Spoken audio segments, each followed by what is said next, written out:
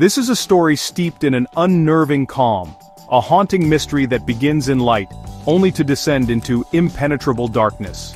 Two young women, full of vibrant life, journey to a land of breathtaking beauty. They seek adventure, new experiences, the thrill of the unknown. But the jungle, ancient and indifferent, awaited them. What transpired there, deep within its verdant embrace, remains an enigma. A puzzle with too many missing pieces and far too many shadows. Fear, silence, and a cascade of unanswered questions are all that remain. A decade later, the world still wonders, still whispers, still searches for what truly happened. Their names were Chris Kremers and Lisanne Froon.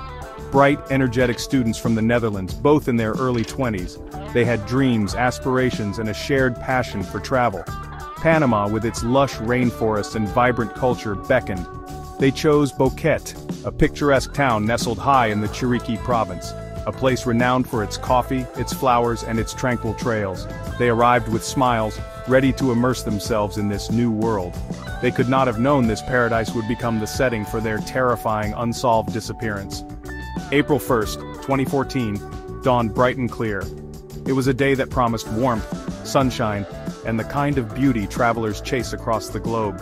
Chris and Lisanne laced up their hiking boots, their destination the El Pianista Trail, a path famed for its stunning panoramic views, a trail that winds upwards into the clouds and into a profound, almost unnerving silence. Early photographs taken by Lisanne that morning captured their cheerful spirits. Blue skies arched above them, sunlight dappled the forest floor. Everything seemed perfect, deceptively so. Then, as if a switch was flipped, they vanished. One moment, they were two friends embarking on a scenic hike. The next, they were gone, swallowed whole by the dense, unforgiving jungle. Or perhaps taken by something far more sinister. Did they simply lose their way, succumbing to the perils of the wild? Was it a tragic accident, a miscalculation on treacherous terrain? Or did a darker human element play a role in their sudden, silent disappearance? The jungle guards its secrets jealously, and the questions, they began to multiply with every passing hour, every fruitless search.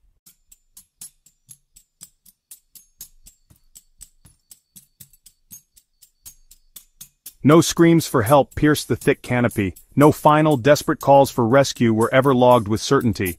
There was only an abrupt, chilling void. A silence that descended quickly and has lingered stubbornly ever since. The vast Panamanian jungle, a labyrinth of ancient trees and hidden dangers, became the silent witness. It offered no clues, no easy answers, it simply held its breath, becoming the somber stage for a mystery that would soon captivate and horrify the world. A mystery born from that profound, unyielding silence deep within its green heart. As days bled into weeks, the search for Chris and Lisanne grew more frantic. Hope dwindled with each passing sunset. And then, strange fragments of their last days began to surface. Lisanne's Canon camera was eventually recovered. It contained the final images they took, photographs that started innocently enough, documenting their ascent. But then, the sequence of pictures took a disturbing turn. The later images, taken in darkness, were eerie, confusing. They offered unsettling glimpses into their final, terrifying hours, deep within an unknown part of the unforgiving wilderness. Their original plan, it was later learned, involved a guided hike. They were scheduled to meet a local guide the very next day, April 2nd. Yet, for reasons still unknown, they decided to venture out alone, on April 1st. They set off on the El Pianista Trail without this experienced local. Why this sudden change of plans? What prompted them to go earlier, unescorted? No one knows. It was as if they had deliberately, or unknowingly, stepped off the marked path.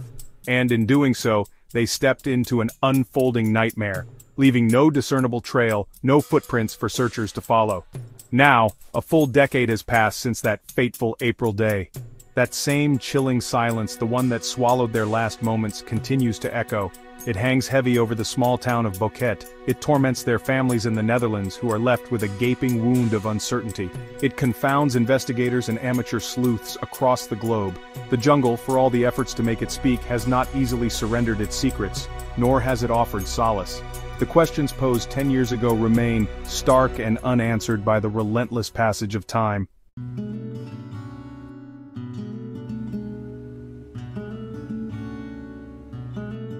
"10 years. It is a significant span of time, an agonizingly long period for those left behind. For the families of Chris Kremers and Lisanne Froon, It has been a decade of unending grief, a decade of searching for answers that seem to recede further with each passing year. The mystery of their disappearance has not diminished with time. Instead, it has solidified, becoming one of the most haunting unsolved cases of recent memory. It serves as a chilling reminder of the unknown dangers that can lurk just beyond the familiar, and the profound fragility of human life when faced with the indifferent power of nature, or perhaps the cruelty of others. The official investigation eventually concluded. Panamanian authorities, with some Dutch agreement, declared the deaths a tragic hiking accident. They pointed to the steep cliffs, the unpredictable fast-flowing rivers, and the disorienting nature of the dense jungle terrain. A plausible explanation, on the surface.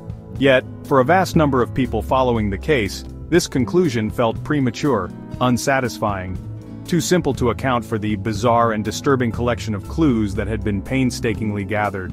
Deep-seated doubts lingered, casting long, persistent shadows over the official narrative of events. These doubts were fueled by a series of unsettling red flags. The backpack, discovered weeks after their disappearance, was found remarkably dry, almost clean, despite the region's frequent torrential rains. Then there were the phones, Chris's iPhone and Lisanne's Samsung. They revealed a perplexing pattern of attempted emergency calls, some made days after they were thought to be lost. Most chilling of all were the night photographs from Lisanne's camera, over 90 images taken in pitch-black darkness, seemingly at random. And the condition of the few skeletal remains eventually found, adding another layer of macabre mystery. This essay will delve into the heart of that enduring mystery. We will meticulously unpack the known facts, the sequence of events, and the troubling inconsistencies. We will explore the pervasive fear that surrounded their disappearance. We will listen closely to the silence that still holds so many secrets. And we will confront the multitude of unanswered questions that continue to demand attention. The story of Chris Kremers and Lisanne Froon is far more than a simple tale of a tragic accident. It is a complex, disturbing puzzle, and its missing pieces continue to beckon, urging us to look closer. The search for a comprehensive truth is far from over.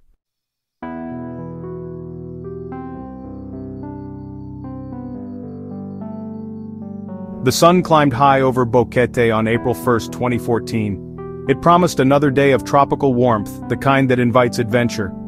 Chris Kremers and Lisanne Froon, young and eager, prepared for such an adventure. They planned to hike the El Pianista Trail, a path renowned for its breathtaking vistas. It snaked upwards through lush cloud forest, towards a continental divide. They were in good spirits, anticipating the beauty that lay ahead. Little did they know this day, which began with such bright promise, would soon descend into an impenetrable, terrifying darkness.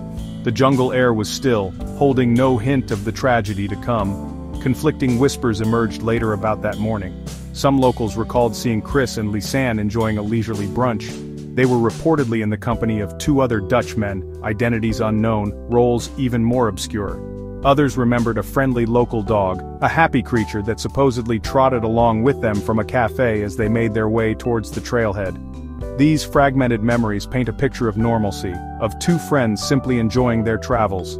Lisanne's own Canon camera captured these early moments. Bright smiles, clear blue skies, and the majestic mountain peaks of Panama kissed by the morning sunlight. Everything seemed utterly, deceptively perfect.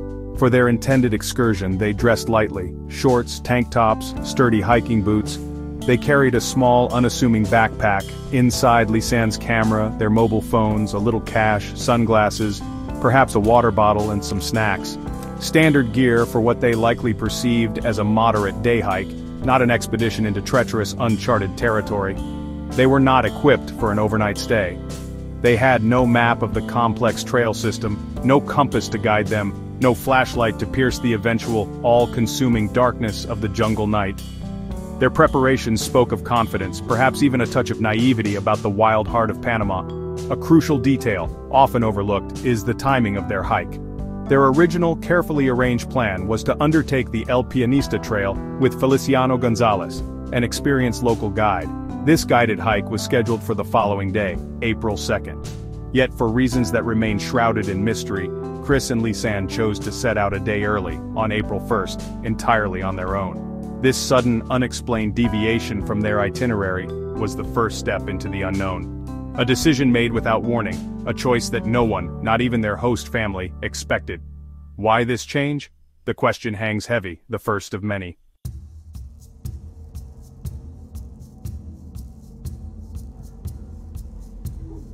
The early hours of their hike are documented frame by frame through the lens of Lisanne's camera. The photographs begin cheerfully. They show Chris and Lisanne posing, smiling, surrounded by the vibrant green foliage of the lower trail. Sunlight filters through the canopy, painting dappled patterns on the path ahead. They appear relaxed, enjoying the ascent, unaware of any impending danger. These images are a poignant chronicle of their journey, capturing the beauty of the Panamanian highlands. They depict two friends immersed in the moment, creating memories, still very much in control of their adventure, or so it seemed. Then comes the pivotal photograph. At precisely 1 o'clock in the afternoon, Lisanne snapped the last image that could be described as normal. It shows Chris, her red hair distinctive, as she crosses a shallow, rocky stream. She is looking back, perhaps towards Lisanne. The jungle presses in around her, dense and verdant. Beyond this point, the visual record kept by the camera changes dramatically, or rather, it ceases for a significant period. This photograph marks a silent threshold. It is the final glimpse of them appearing safe, on a recognizable part of the trail, bathed in the light of day. After this, the digital silence begins. The El Pianista Trail, while popular, is not without its challenges. It climbs steadily, and the terrain can become rugged and confusing, especially for those unfamiliar with it. The path leads up to a mirador, a viewpoint offering stunning panoramas. Many hikers turn back at this point, however the trail continues beyond, descending down the other side of the Continental Divide, into a far wilder, less trafficked region. It is believed that Chris and Lisanne ventured past this mirador, deeper into the jungle.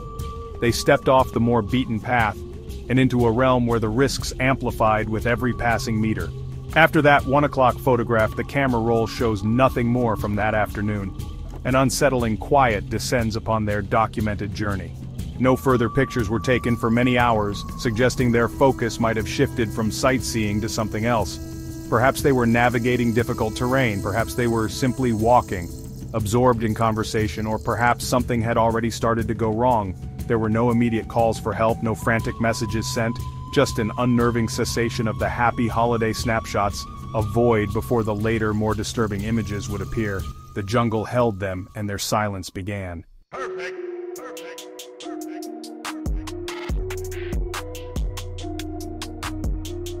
The following morning, April 2nd, Feliciano Gonzalez, the local guide, arrived as planned.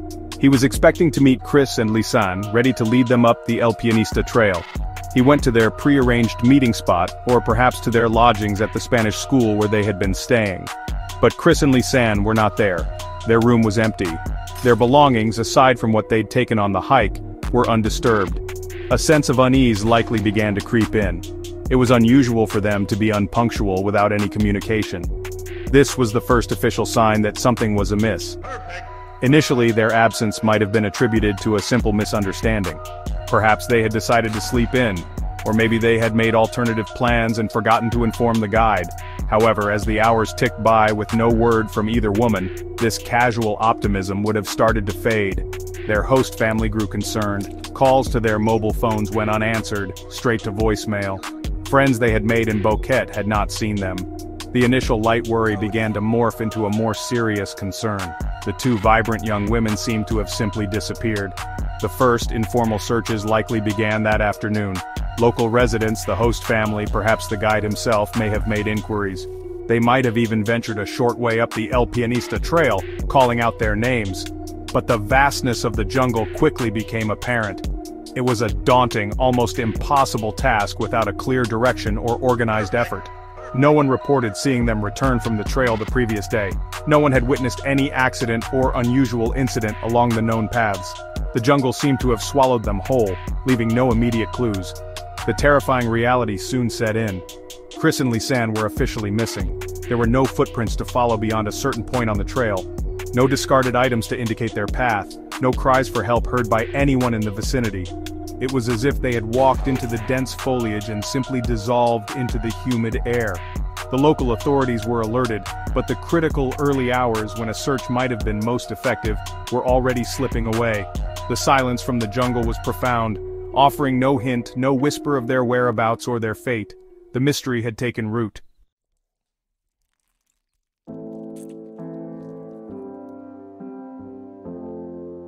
The decision to hike El Pianista a day earlier than planned, and to do so without their scheduled guide, remains a central, haunting question in this tragic saga.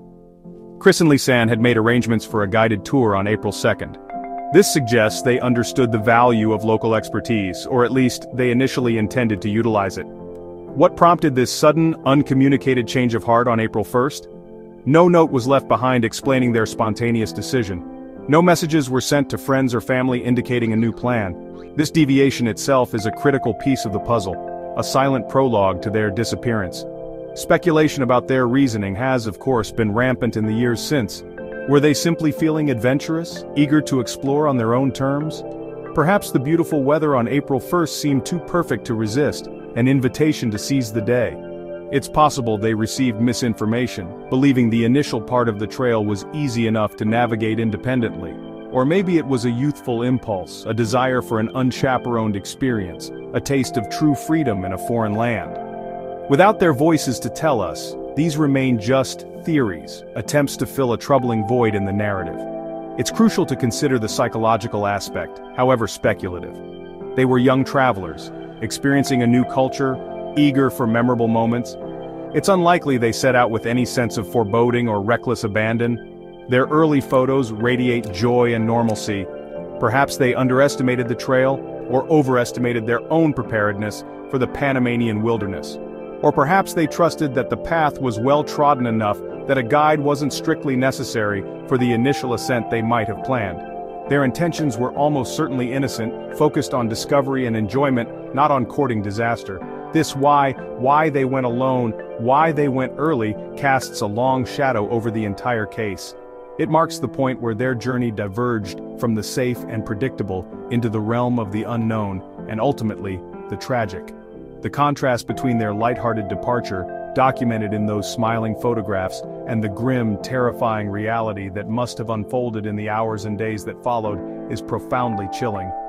This unanswered question, this unexplained choice, is where the silence truly begins. A silence that precedes the physical search and the discovery of the first unsettling clues. It's the first mystery within the larger, haunting enigma.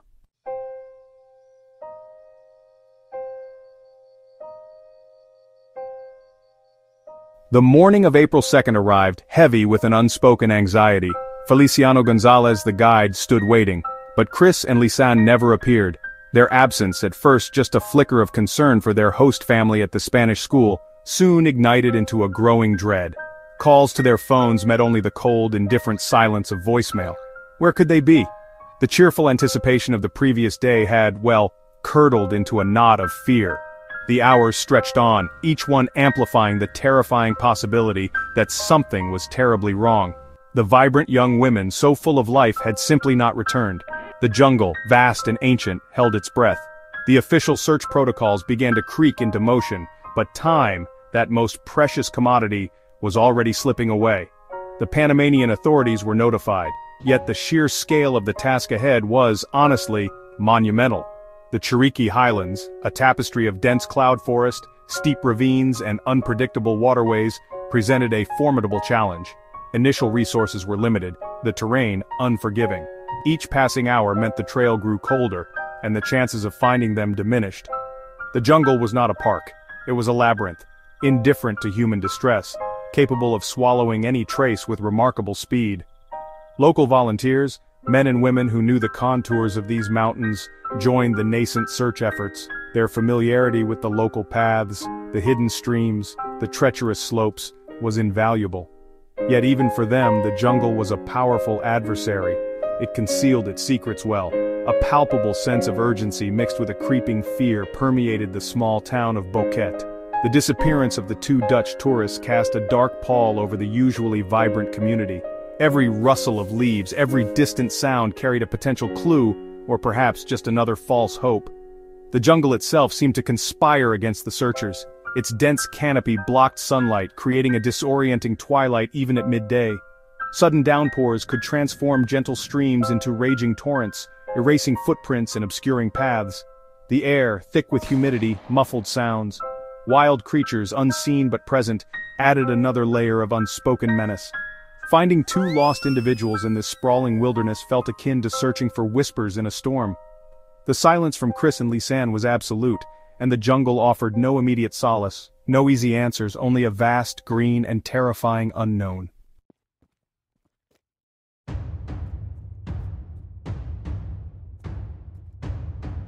As the search intensified, the first witness accounts began to surface, painting a confusing and often contradictory picture. Locals and other hikers offered fragments of information. Some reported seeing two young women fitting the descriptions of Chris and Lisanne on the El Pianista Trail on April 1st. Yet the exact timings and locations varied. Details were hazy, memories perhaps colored by the growing alarm. Were these confirmed sightings, or just well-intentioned but mistaken recollections? Each piece of information had to be carefully vetted, a difficult task when panic and rumor began to take hold. Then came the perplexing testimony of a taxi driver. He recalled picking up Chris and Lisanne on the morning of April 1st. He claimed he drove them towards the trailhead of El Pianista. This seemed to corroborate their known intention. However, his account contained a disturbing detail that would later fuel endless speculation. He mentioned, or it was later suggested, that there were two other men in the taxi with the women, or that he dropped them off with these unidentified men. Who were these individuals? Were they fellow hikers, friends, or something more ominous? Their identities remained elusive, their role in the unfolding drama, utterly unknown. These conflicting reports cast a pall of confusion over the early investigation. If Chris and Lisanne were seen with others, it dramatically altered the narrative of two friends simply getting lost on a hike. Did they plan to meet someone? Were these men known to them, or chance encounters? The timeline, which had seemed relatively straightforward, began to fracture. Were all the sightings even of Chris and Lisanne? The authorities found themselves navigating a maze of hearsay and half-truths, each turn leading to more questions rather than definitive answers. The clear path to finding the women was becoming increasingly obscured. The struggle to separate fact from fiction became a Herculean task for the investigators. In a small community, news and misinformation travels fast. The story of the missing tourists was on everyone's lips. The pressure to find them was immense, yet the clues were like smoke, grasped at only to dissipate. The initial hope of a quick resolution began to fade, replaced by a gnawing uncertainty. These early inconsistencies, these whispers of unidentified companions, sowed the first seeds of doubt that this might not be a straightforward case of hikers lost to the elements. The mystery was deepening, pulling investigators into murkier waters.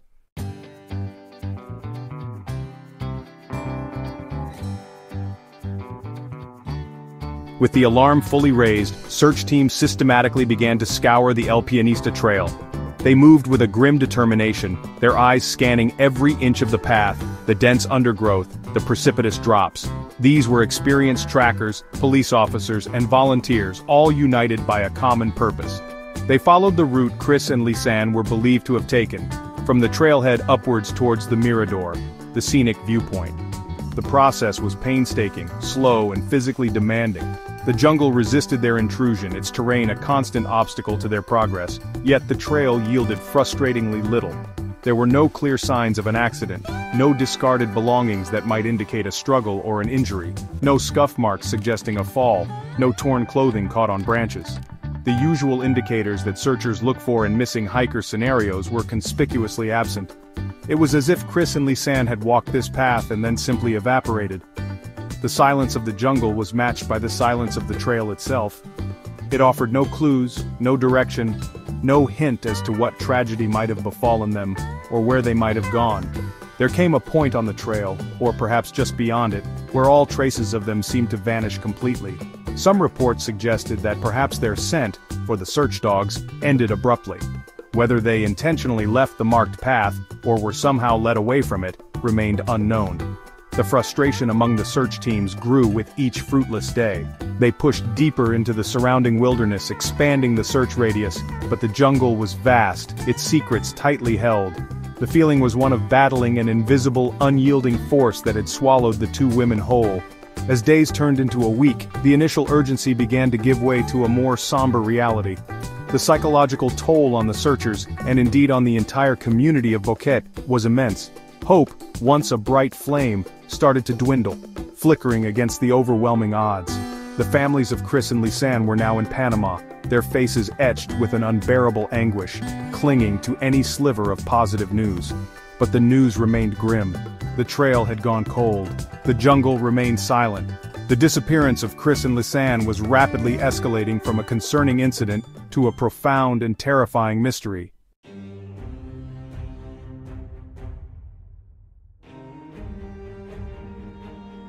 A critical question began to surface among observers and, perhaps within the investigation itself, had the official search begun too late? Precious hours, arguably even days, had passed between their failure to return on April 1st and the mobilization of a full-scale search operation. In the disorienting and perilous environment of the jungle, every moment counted.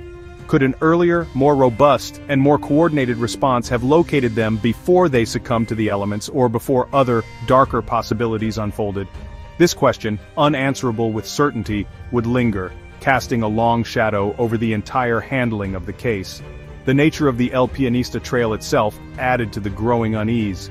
While undoubtedly challenging in parts, particularly if one ventured beyond the main viewpoint, it was a relatively known and frequented route. Hundreds of tourists and locals hiked it.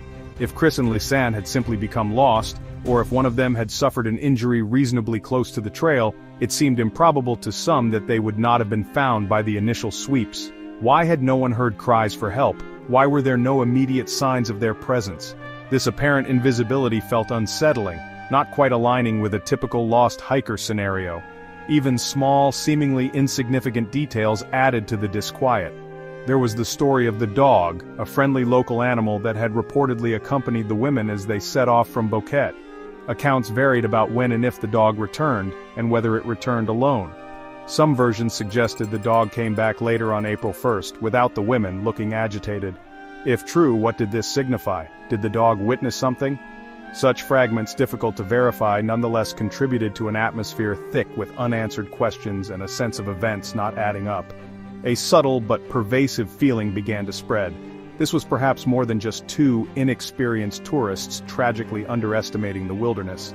The lack of immediate, tangible clues, the confusing and sometimes contradictory witness statements, the sheer impenetrable silence from the vast jungle, it all combined to create a sense of profound unease. The official narrative of a simple hiking accident felt increasingly insufficient to explain the void.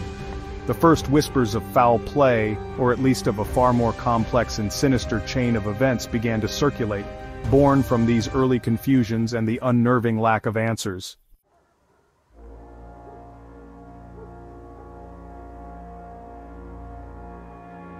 The search had dragged on for an agonizing 10 weeks.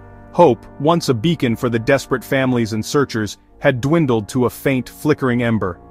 The dense Panamanian jungle, a labyrinth of green and shadow, had yielded nothing but frustration and a deepening, chilling silence. Each day that passed felt like another layer of earth burying the truth deeper. The initial flurry of activity, the urgent sweeps of the El Pianista Trail had long since subsided. What remained was a gnawing void, an unanswered question that hung heavy in the humid air of Boquete. Chris Kremers and Lisanne Froon were still missing, swallowed by the wilderness or perhaps by something far more sinister that lurked within its depths. Then, on a seemingly ordinary day in mid-June, nearly 2.5 months after the women vanished, a breakthrough occurred. It was not a team of professional searchers who stumbled upon the first significant clue. Instead, a local Ngabe indigenous woman tending to her rice paddy along the banks of the Rio Culebra, also known as the Serpent River, noticed something out of place.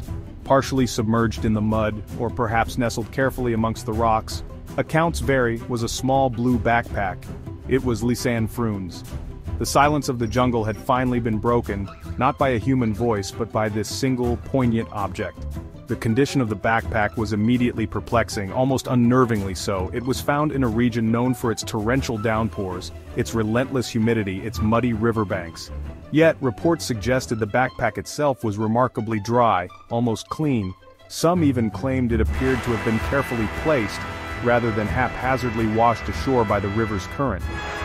If it had been exposed to the elements for 10 weeks, buffeted by rain and river water, how could it be in such a state?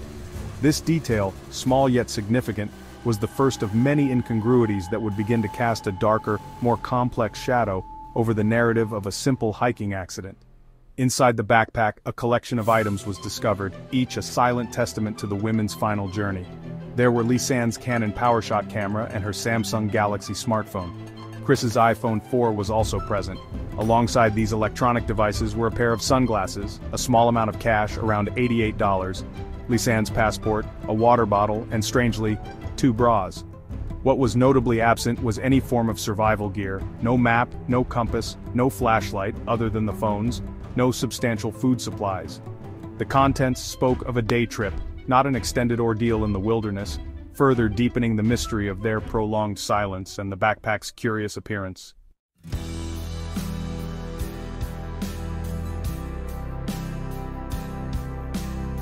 The discovery of the 2 smartphones, Chris's iPhone and Lisanne's Samsung, offered investigators their first concrete timeline into the terrifying void that followed the women's disappearance. Forensic analysis of the call logs painted a chilling picture of desperation. Over a period of 10 days, a staggering total of 77 emergency call attempts were made from both devices.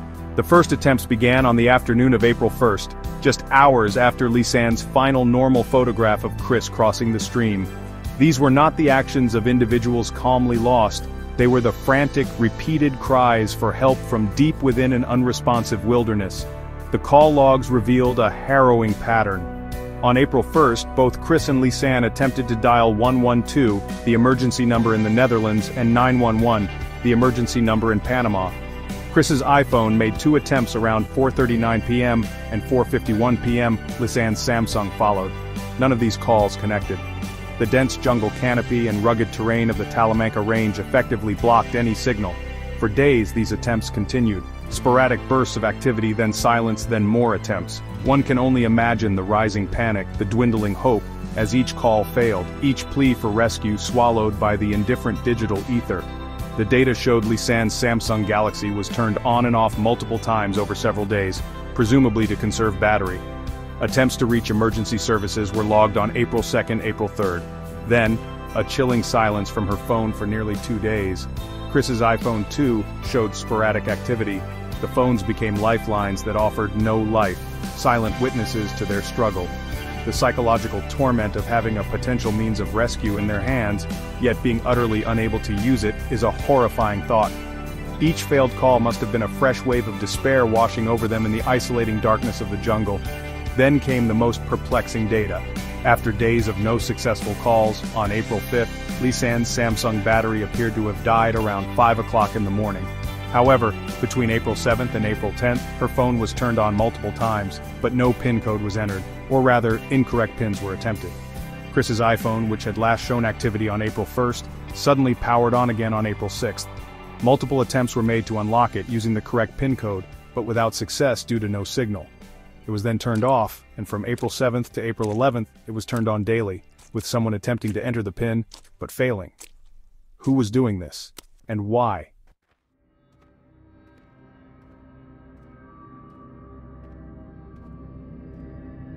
Nestled within the dry confines of the blue backpack was Lisanne Froon's Canon PowerShot SX 270 HS camera.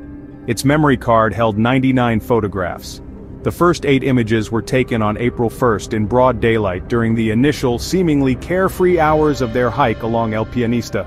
These were the happy tourist snapshots, Chris posing on a rock, Lisanne smiling for a selfie, panoramic views of the lush landscape. The last of these daylight photos, number 508, showed Chris Kremers crossing a stream looking back. This image, taken at 1 o'clock in the afternoon, marked the edge of the known world, the last moment of normalcy before the shadows closed in. Then, an eerie silence in the camera's memory. No photographs were taken for a full week. The next burst of activity was profoundly disturbing. On the morning of April 8th, between 1 and 4 a.m., a series of 90 photographs were taken in rapid succession, mostly in pitch darkness. These were the infamous night photos. They depicted a disorienting and bizarre collection of subjects. Close-ups of rocks, leaves, branches, a plastic bag spread on a rock, a Pringles can lid, even what appeared to be a makeshift trail marker fashioned from twigs and plastic. Many were blurry, underexposed, their true meaning lost to the darkness. The content of these night photos defied easy explanation. Were they attempts to signal rescuers, using the camera's flash? Were they trying to illuminate their surroundings, navigate treacherous terrain in the dead of night? Or did they capture something far more sinister, something the women were afraid of? One photo showed the back of Chris's head, her distinctive red hair illuminated by the flash. Some analysts claim to see blood or an injury, though this remains highly debated and unconfirmed. The images were taken deep within the jungle in what seemed to be a ravine or near a cliff face, their precise location unknown. Most unsettling of all was the mystery of photo number 509. On the camera's memory card, the sequence of images jumped from 508, Chris by the stream, directly to 510, the first of the night photos. Photo 509 was missing. It had been deleted. Why was this single image erased? What did it show? Was it deleted intentionally by Lisanne or perhaps by someone else after the camera was recovered? Or was it a technical glitch? This missing frame became a focal point for countless theories, a tiny digital void that screamed of untold secrets, adding another layer of profound unease to the already chilling narrative held within the camera's memory.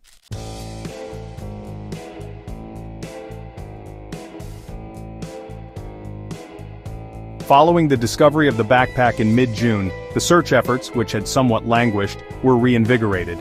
The focus shifted to the area around the Rio Culebra, the Serpent River, where the indigenous woman had found Lisanne's belongings.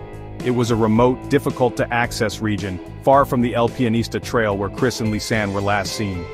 Weeks after the backpack surfaced, another discovery was made, further upstream. A pair of denim shorts, identified as belonging to Chris Kremers, were found neatly folded or perhaps simply placed on a rock by the riverbank. Accounts differ on their condition, some saying folded, others merely tossed. This discovery, while grim, spurred searchers to comb the riverbanks and the surrounding dense jungle with renewed intensity. The terrain was treacherous, a mix of slippery rocks, thick undergrowth, and fast-flowing water. Then, in August, nearly 5 months after the women had vanished, the search yielded its most heartbreaking finds. Local indigenous guides navigating the difficult terrain along the Rio Culebra discovered a hiking boot. Inside the boot, still laced, was a human foot, along with some metatarsal bones. The boot was identified as one of Lisanne's. The worst fears of the families were beginning to materialize in the most gruesome way. The grim discoveries continued. Not far from where the boot was found, searchers located a pelvic bone. Later, a rib bone would also be recovered. Each find was a painful confirmation of the tragedy that had unfolded deep within the Panamanian wilderness. The process of identifying these remains was agonizing for the families, who had clung to any sliver of hope for months. The jungle, which had held its secret so tightly, was now slowly, piece by piece, relinquishing the evidence of Chris and Lisanne's fate. But these fragments, while confirming death, offered few clues about the circumstances that led to it. DNA analysis swiftly confirmed the unthinkable. The foot in the boot belonged to Lisanne Froon. The pelvic bone was identified as belonging to Chris Kremers. The search for the two missing women had officially become a recovery operation. The initial mystery of their disappearance had transitioned into a far darker investigation into how they had died. The scattered nature of the remains found in different locations along the river raised immediate questions. Had they been separated? Had their bodies been dismembered by natural processes or something else? The jungle was offering clues, but each one seemed to deepen the surrounding enigma.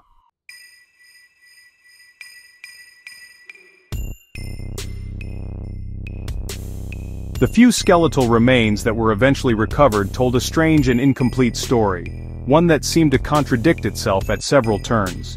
Lisanne Froon's foot, found inside her boot, and some other bone fragments attributed to her, reportedly still had some skin and tissue attached. This suggested a relatively recent decomposition, or perhaps a specific set of environmental conditions.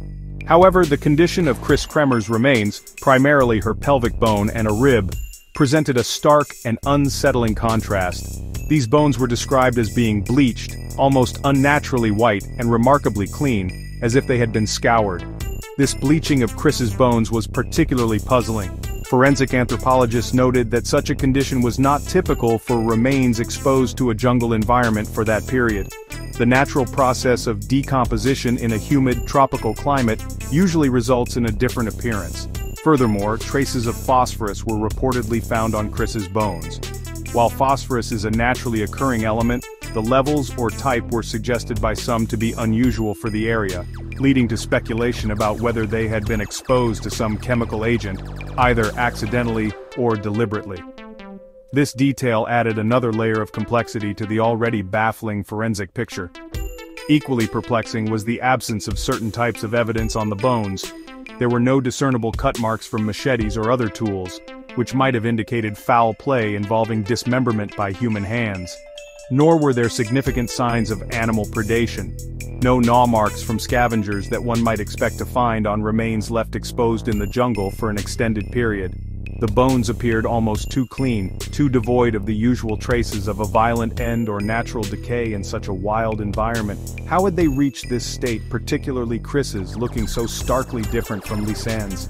The location and condition of all the discoveries, the backpack, the shorts, the scattered bones, painted a fragmented and deeply confusing picture. The backpack, found relatively intact and dry. The shorts, neatly folded or carefully placed. And then the bones dispersed along the Rio Culebra, some with flesh, others bleached. If the women had tragically drowned or succumbed to an accident near the river, would their belongings and remains have been found in this manner? Or did the evidence point to a more deliberate, perhaps even staged scenario? The physical evidence, meant to bring clarity, instead seemed to be pulling the investigators deeper into a haunting morass of unanswered questions.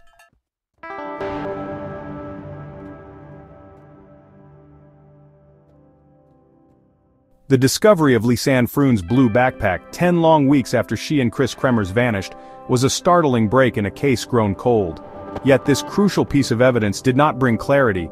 Instead, it deepened the shadows of the unknown.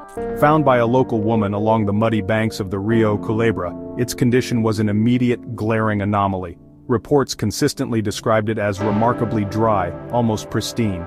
This, in a region notorious for its relentless, drenching rains and oppressive humidity.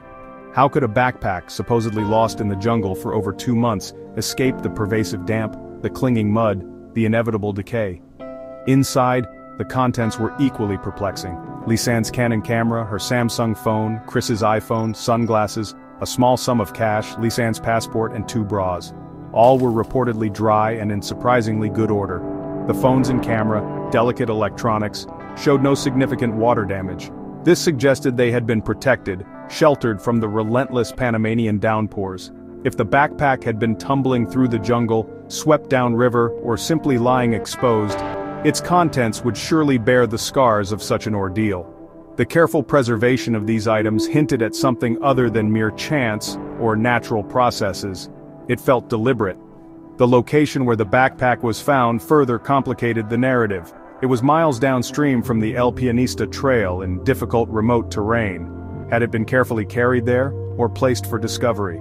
Some accounts suggest it was nestled among rocks, not simply washed ashore. If so, by whom, and for what purpose? To provide clues or to mislead?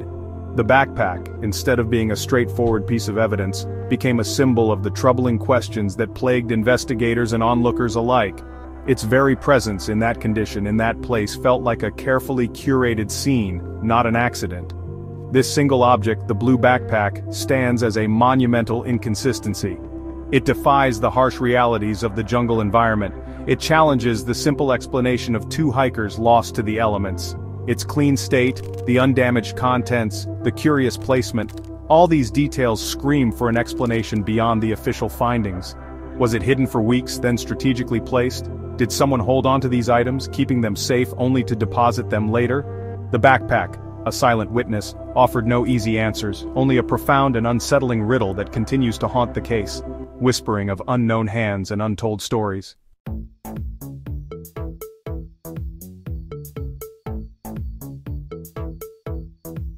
The data extracted from Chris's iPhone and Lisanne's Samsung painted a harrowing portrait of their final, desperate days.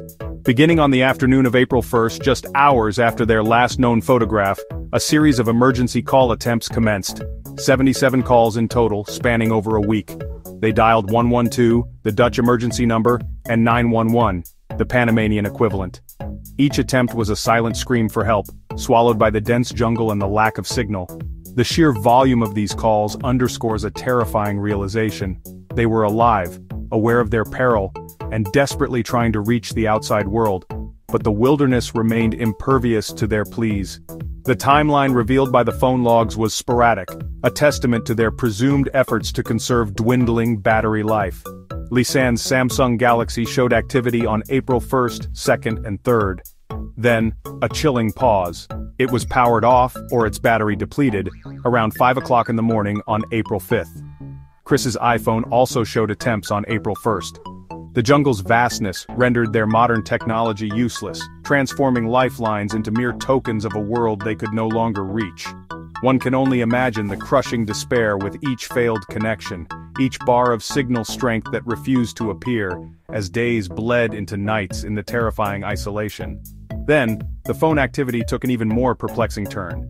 After Lisanne's Samsung was presumed dead, it was turned on again multiple times between April 7th and April 10th.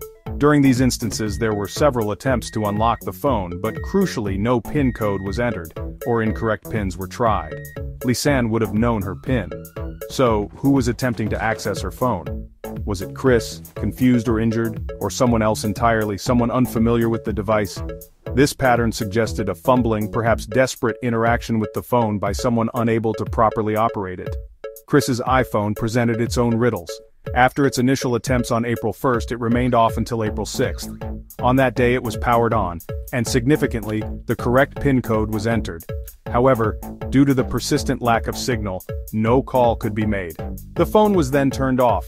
Between April 7th and April 11th, it was powered on once a day, but the PIN was not entered again.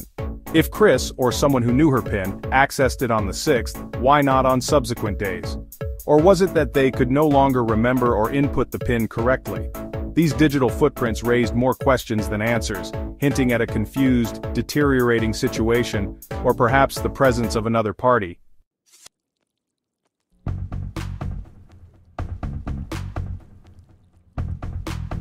Lisanne Froon's Canon PowerShot camera, found nestled safely within the dry backpack, held the most visually disturbing clues of the entire case. After the last sunlit photograph of Chris crossing the stream at 1 o'clock in the afternoon on April 1st, the camera lay dormant for a full week. Then, in the dead of night on April 8th, between the hours of 1 and 4 in the morning, it sprang back to life. 90 photographs were taken in rapid succession. Most were captured in pitch darkness, illuminated only by the camera's flash, painting a bizarre and unsettling tableau of their final terrifying environment. The subjects of these night photos were cryptic and disquieting. Close-ups of rain-soaked rocks, tangled leaves, bare branches, a plastic bag spread carefully over a rock, perhaps to collect water, a Pringles can lid, twigs arranged in a strange pattern, possibly a makeshift trail marker or a symbol of distress. Many images were blurry, out of focus, their meaning obscured by the darkness and the presumed panic of the photographer. Were these desperate attempts to signal for help, hoping the flash might attract attention? Or were they trying to navigate, to find a way out of an impossible situation, using the camera's brief illuminations to pierce the oppressive blackness? One photograph in particular sent a chill down the spines of all who saw it. It depicted the back of Chris Kremer's head, her distinctive red hair stark against the dark background, lit by the camera's flash.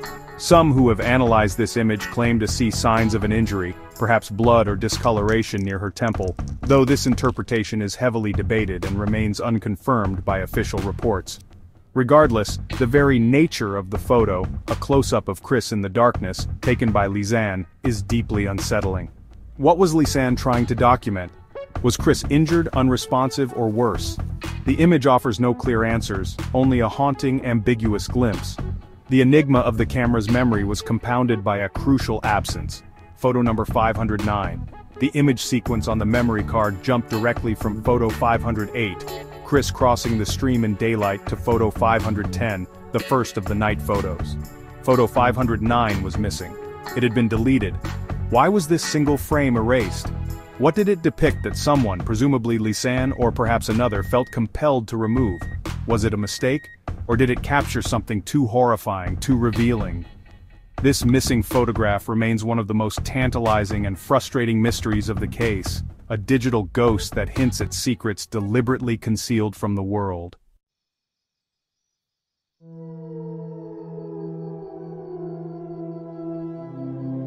When the few skeletal remains of Chris Kremers and Lisanne Froon were finally recovered from the dense jungle along the Rio Culebra, they offered not closure, but a fresh wave of baffling inconsistencies. Lisanne's foot, discovered still inside her hiking boot, along with other small bone fragments attributed to her, reportedly retained some decomposing soft tissue. This finding, while gruesome, suggested a decomposition process consistent with exposure in a tropical environment over several months. It painted a grim picture, but one that, on its surface, did not immediately scream of unnatural interference beyond the tragedy itself. However, the condition of Chris Kremer's remains presented a stark and deeply troubling contrast. Her pelvic bone and a rib, found separately, were described as being bleached, almost pure white, and remarkably clean. This was not the typical appearance of bones subjected to the natural decay processes of a humid rainforest. Jungle decomposition usually leaves bones discolored, stained by soil and organic matter. The bleached state of Chris's bones suggested exposure to something else entirely, something that had scoured them clean, giving them an almost artificially pristine appearance. This discrepancy between the two sets of remains was a glaring red flag for forensic analysts. Further analysis of Chris's bones reportedly revealed traces of phosphorus. While phosphorus is a naturally occurring element found in bones and the environment, some forensic experts suggested that the levels or form of phosphorus present were unusual.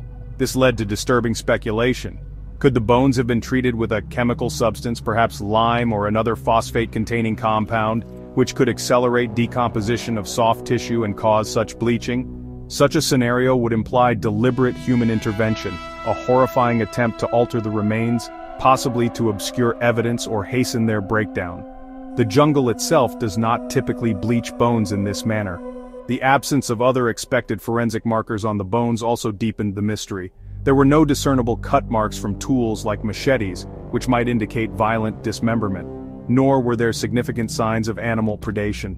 The gnaw marks from scavengers that would typically be found on remains left exposed in such a wild environment for months were conspicuously missing. How could Chris's bones be so clean, so white, yet bear no clear evidence of human attack or extensive animal activity? The bones whispered a fractured, contradictory tale, pointing not towards a simple accident, but towards a far more complex and potentially sinister end.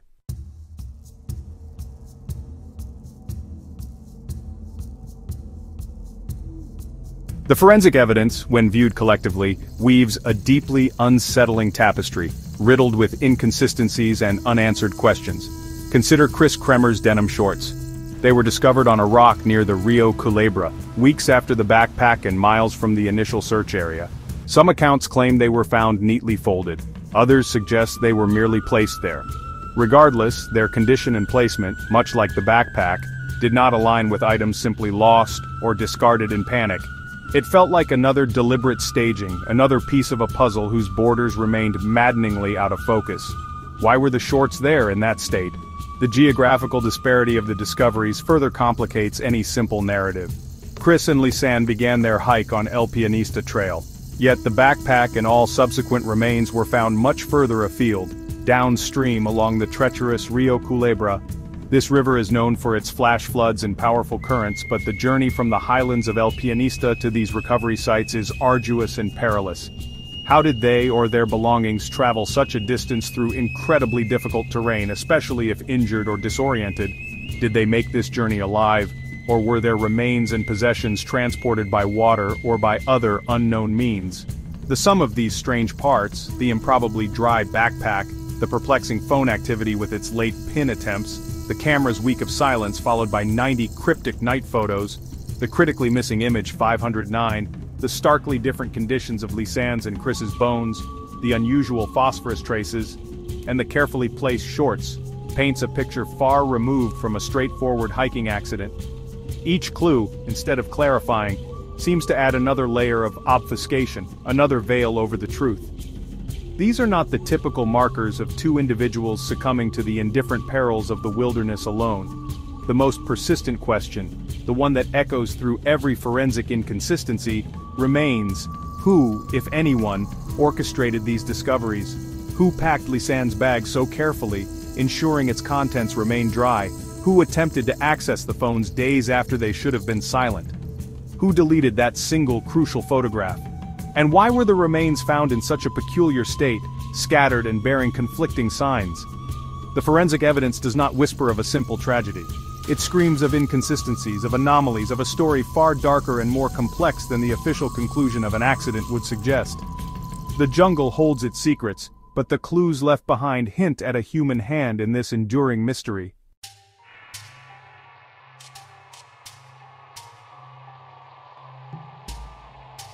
By 2015, the official investigation into the disappearance of Chris Kremers and Lisanne drew to a somber close. Panamanian authorities, after months of searching and sifting through the perplexing evidence, delivered their final judgment. The conclusion? Echoed with a degree of reluctance by Dutch forensic experts who collaborated on the case, was that the two young women had tragically perished in a hiking accident. There was no foul play, no sinister third party involved, they declared.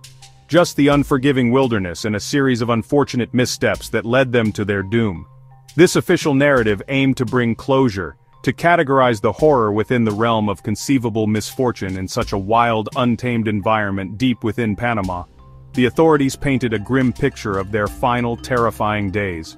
Lost and disoriented, likely injured after venturing far off the marked El Pianista trail, Chris and Lisanne were believed to have succumbed to the harsh realities of the jungle. Steep cliffs presented perilous drops, unseen in the dense undergrowth. Unpredictable rivers, prone to sudden violent flash floods, could easily sweep an unwary hiker away into their churning currents. The dense, disorienting terrain itself was a formidable adversary, capable of trapping even experienced individuals in its green labyrinth. Exposure to the elements, starvation, and perhaps critical injuries sustained from a fall were cited as the probable causes of their deaths. The jungle, in this official telling, was the silent, impartial agent of their demise, a place that simply does not forgive mistakes. For the grieving families of Chris and Lisanne, this official explanation offered a framework, however agonizingly painful, to begin processing the unimaginable loss of their daughters. Faced with the unbearable void of the unknown, the conclusion of a tragic accident, supported by investigators from both Panama and their homeland in the Netherlands, provided a semblance of an answer to their desperate questions.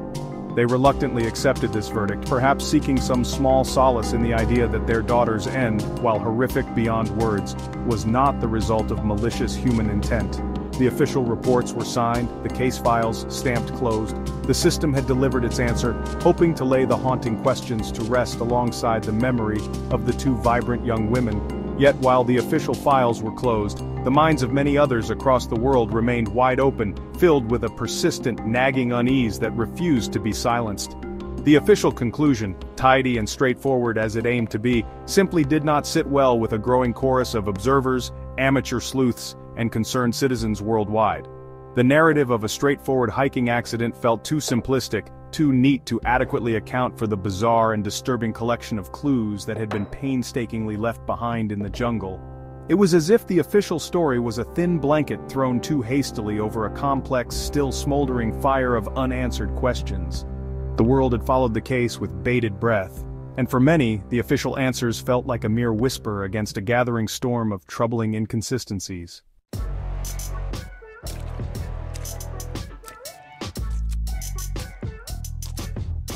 The official verdict of a tragic accident was met almost immediately with a tidal wave of public skepticism, a collective furrowing of brows across continents. Online forums dedicated to unsolved mysteries, social media groups buzzing with theories, and amateur sleuths armed with internet access began to meticulously dissect every piece of available information, every photograph, every timeline discrepancy. The official narrative, while plausible on its surface, seemed to crumble under the sheer weight of so many unanswered questions and profoundly unsettling details. For these digital detectives, poring over data from thousands of miles away, the jungle was not the only entity hiding secrets. The official story itself felt like it was concealing something more, something crucial.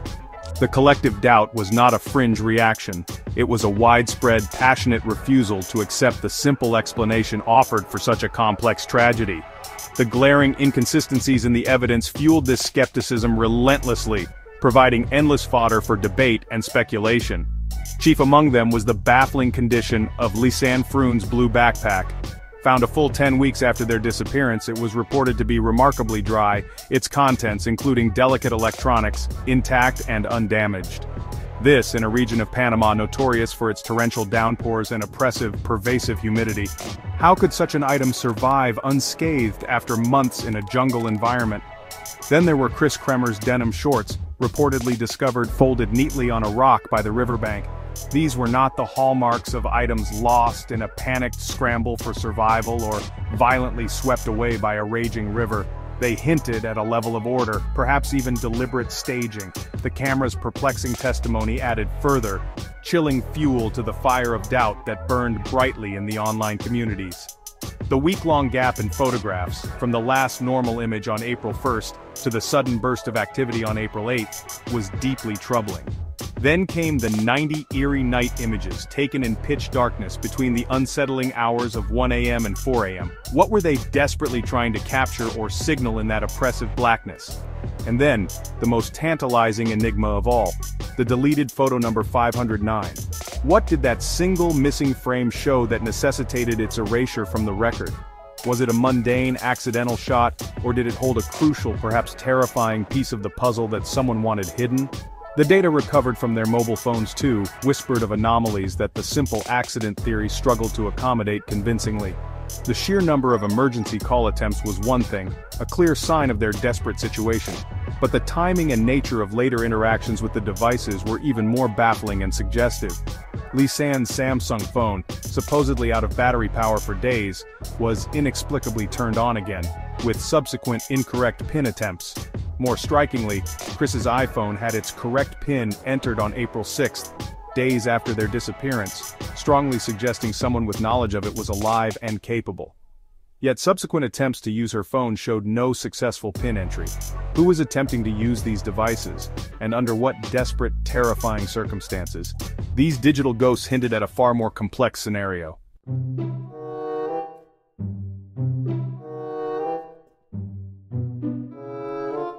As doubts grew about the official accident theory, darker suspicions took hold. Foul play. The idea that Chris and Lisanne were victims of human malice, not just the jungle, gained traction. Some speculated they were targeted for robbery, others that they stumbled upon illegal activities and were silenced. The lack of violence on the remains was countered by oddities. Chris's bones, the dry backpack and deleted photos, possible signs of evidence tampering. Early witness reports hinted at unidentified men near the trailhead, fueling theories that the women weren't alone. Despite no concrete proof, the anomalies, strange phone activity, staged belongings, kept suspicions alive. For many, these details suggested not just tragedy, but a crime carefully concealed.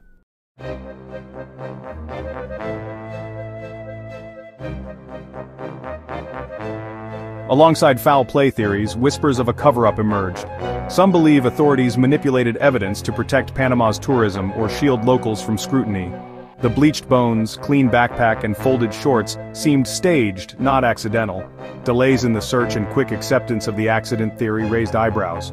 Proving a cover-up is nearly impossible without whistleblowers or hard evidence. Yet, persistent anomalies, like the missing photo, fuel suspicions of hidden truths. For many, the jungle may be hiding not just the girl's fate but the secrets of those who shaped the story.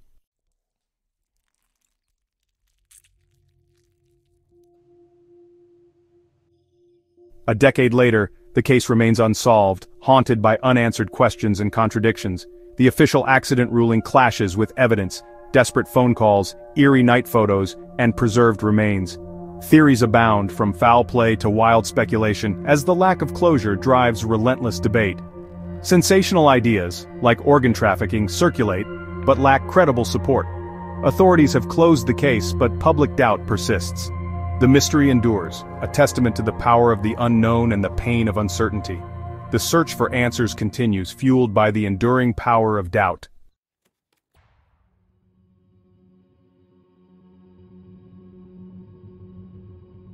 Chris and Lisanne's disappearance became a global legend, dissected in books, documentaries, and podcasts. Their families, burdened by grief, keep their memory alive and press for answers. The case changed travel safety protocols and sparked international conversations about missing persons. In Boquete, the tragedy lingers, a shared trauma and a warning for travelers everywhere. Despite practical changes, the deepest impact is the haunting uncertainty and unanswered questions. The mystery is preserved by the jungle and by the relentless love of those left behind. Every theory and discussion is a testament to the human need for answers, and the pain when none come.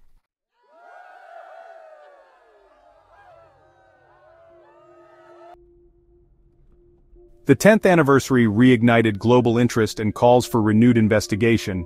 Documentaries and media coverage brought new scrutiny, while families and advocates demanded fresh forensic analysis. Advances in technology could shed new light on the digital and physical evidence. International petitions urged authorities to reopen the case or release data for independent review.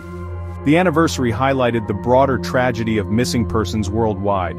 For the families, public attention brought renewed pain and hope for answers. Even after 10 years, the case remains a living mystery, unresolved and unforgettable. Perfect.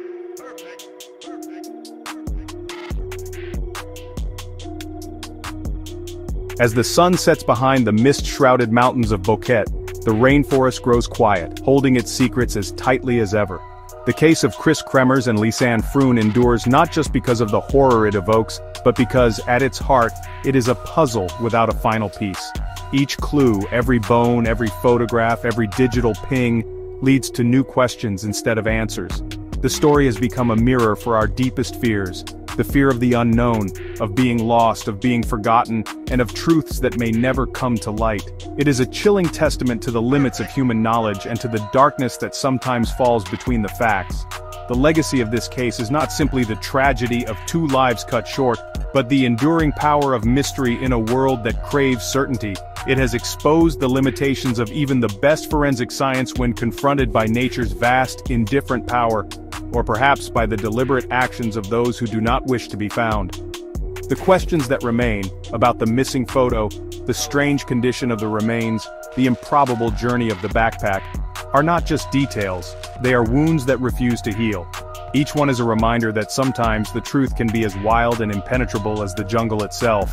Yet, even in the absence of answers, the story continues to resonate, to demand attention, to inspire both caution and compassion. It has changed lives of families, of investigators, of travelers who now move through the world with heightened awareness and care. It has entered the canon of true crime mysteries not just for its horror, but for its humanity, the enduring hope, the relentless search, the refusal to let go. The silence of the rainforest may be impenetrable, but the voices of those seeking Chris and Lisanne's truth carry on, echoing around the world, refusing to be silenced. In the end, perhaps that is the truest legacy. The refusal to accept easy answers, the willingness to stare into the unknown, and the deep, abiding need to remember. Chris Kremers and Lisanne are not just names in a file or faces in a photograph. They are the reason the world still hopes, still questions, and still listens for the faintest whisper of truth beneath the rainforest canopy. The mystery endures, and so does the search for light in the darkness.